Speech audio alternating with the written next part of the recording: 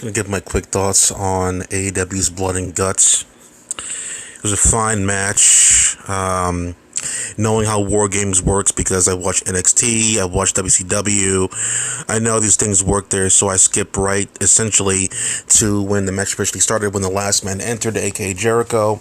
There were spots before that were fine, but I didn't really pay a lot of attention to the match because unfortunately AEW bores me with most of their matches nowadays. So if anything cool did happen in the match, I would just go back and watch it on repeat, because this is the future now. We have video on demand, and I can go back to any part that was potentially cool and watch that. And after overnight right now, it's currently, well, you can see the time at the top of your screen. Several news videos have come out over the past couple hours since it ended, and everyone's talking about the finish of the match. And I don't have to watch the match now in full because no one's talking about the match and all its details and cool spots here and there. No, nothing. When NXT has War Games, you hear about this spot there, like a triple duple superplex or whatever through a table, and saving a man here, saving a man there, jumping over the two rings. Nothing, it did happen in there, but it wasn't spectacular looking. Exactly like the finish. The finish of AEW's Blood and Guts was an absolute pathetic piece of Now, people on the internet some of them are saying it's because Chris Jericho fell onto a crash pad. That is not the case. That is not the case at all. Safety is number one. Of course, safety is always number one. The problem is, this is a professional wrestling company that's supposed to be quote-unquote elite, and they look amateur. How dare you show the pillows and the cardboard that Chris Jericho fell on? Don't show it at all if it looks fucking disgusting and stupid and fake. Everyone knows wrestling's supposed to be like all cushiony and stuff there, but don't expose the business even more than it already is. The problem is, we want Chris Jericho, we want the performance to be safe, obviously. But we don't want it to look that way. We want it to be intense and violent and visceral. We don't want it to look like they're punching air, or they're pulling back their punches like an extreme round or whatever, where the knuckles barely touch their skin. We want contact, but not actual intense contact that knocks them out in one hit. Don't hit with your elbows like Brock Lesnar did with Randy Orton at that SummerSlam. Don't do that one. Just make it look painful per se. Or, if it's going to be fake looking, make it cool looking, like Kenny Omega did to Sammy Guevara at the Stadium Stampede, when he did the one-winged angel for like 50 feet in the air and shit, onto padding, yes, obviously, but no one's going to take this shit otherwise. But it was his finishing move that looked really cool and appropriate for that finish, and no one had a problem with that finish. The problem with this finish was that it was lame. It looked lame. The attack was lame. The fall was lame. The landing was, everything was lame. In the match itself, there was barely anything leading to it. Not only did you have Sammy Guevara give like another lame surrender, don't hurt my twin brother Jay and Jimmy Uso thing from Roman Reigns. Some lame finish like that. They could have saved them. They could have gotten in the way and took the cushion fall for him, and Jericho fell onto the inner circle or whatever, or some members. They just had Sammy Guevara give up, and we all know that MJF was going to do it anyway. So MJF threw Jericho off the cage, but he didn't throw him off the cage. That's the worst part. Taker threw Mick Foley, Mankind, off the cage onto the table. He physically did that one. What did MJF do? It looked like the finger poke of doom. Let's be honest here.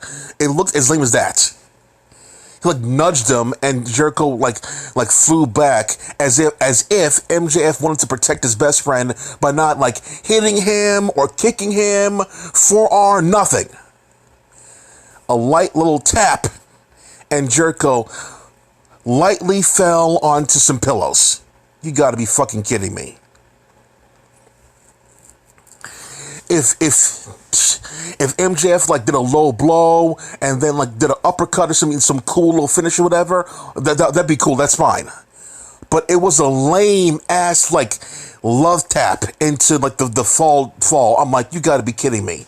That's the best you can come up with. You have Jerry Lynn, you have Arn Anderson, Tully Blanchard, Taz of all people there that complain about finishes, and none of them had a problem with that. That's the best finish you can do. You want MJF to be the star of the show, so you have only him be at the top of the cage, and only him do that one, and you have no other plans to make a really cool ending, but it has to be MJF at the quote-unquote pinnacle at the top of the cage, doing that to Chris Jericho alone, and no one else is involved, and make everybody else look like sucking bananas. This is what happens when... See, this is, in case you didn't know already, the beginning part of the dementia shit was the exploding barbed wire death match. Too much too soon. Tony Khan recently said on Busted Open Radio, that I listen to like every day or whatever, that he said that now's the perfect time for Blood and Guts. In his mind. I'm thinking do that with fans around in a few months or whatever. Do that. But for some reason, for him, it needs to be now. So, I guess to pull some ratings or whatever, I'm not sure why, it's not my fucking thing. But it needed to be now in his mind. I'm like, no. You didn't show the crowd at all. Not really. Not enough of the crowd or whatever. Same angle as always. And I'm like, dude, stop. We all know you're BSing. You're literally becoming Vince McMahon under our very eyes. Your writing's gonna be sloppy. You have cliches happening every week there. You're ignoring the women's division, just like Vince McMahon would. So Tony Khan's becoming more and more like Vince McMahon as the weeks go by. It's completely obvious. Pushing certain ones, pulling down certain other ones, ignoring women, doing these cliche things over and over again, not using your roster properly, hiring too much talent and not using them properly. I mean, like it's becoming more and more like WWE, like 2-3 years ago, when they had a whole bunch of talent and didn't know what to do with it. AEW is becoming that already. And these lame-ass, stupid finishes to matches there when you got professionals in the back and nobody had a problem with how lame the finish was? What they could have did was... This is the top of my fucking head. While I'm doing this recording. This is the top of my head. MJF could have ended it by doing Chris Jericho's own code breaker to him, and then Jericho falls off onto the mat, doing Jericho's move against him. MJF doesn't have like an attack finisher like a Sweet Chin Music or like a flying forearm or RKO. He doesn't have that. His finisher is a lame ass fucking like Deanna Peraza Fujiwara armbar. I think Alberto Del Rio had that as well, but whatever. His finisher is a submission move, so you can't do that. So if he did Chris Jericho's code breaker to him, that would be like a little like slap in the face. But it was a love tap finger poke of doom bullshit. That's the best they came up with. Well, what's the matter? MJF didn't want to do the code break on the cage because it would hurt his back. We all know you can do it on the cage without big injuries. We all know MJF isn't gonna have like a match anytime soon. Let's do the damn code breaker. Ridiculous. So to end it all here, here's what I was trying to say. Okay, so the way that Chris Jericho took the bump was extremely lazy, and the padding was not an issue. We wanted to be safe, but it was the lack of entertainment leading to the bump that was the main issue. Imagine that was like Team 3D, like Bully Ray and Devon at the top of the cage, and instead of doing the finishing move, they do like a roll-up pin. Ugh, come on. And honestly, do I think that AEW learned their lesson and they're gonna like learn and do cool finishes from now on? No, I don't.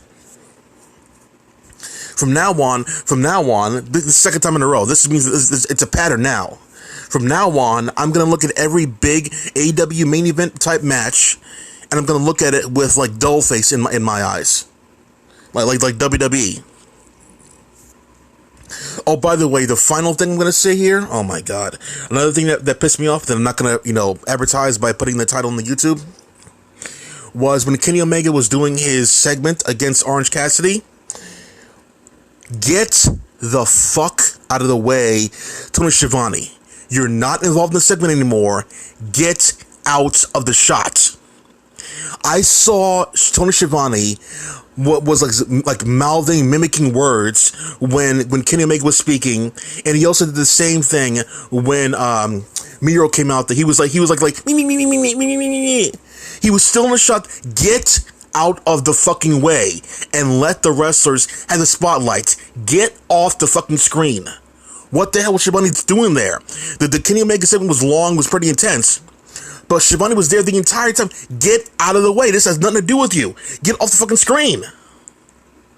Oh, elite, right? All elite wrestling, you like to call it? Yeah, right.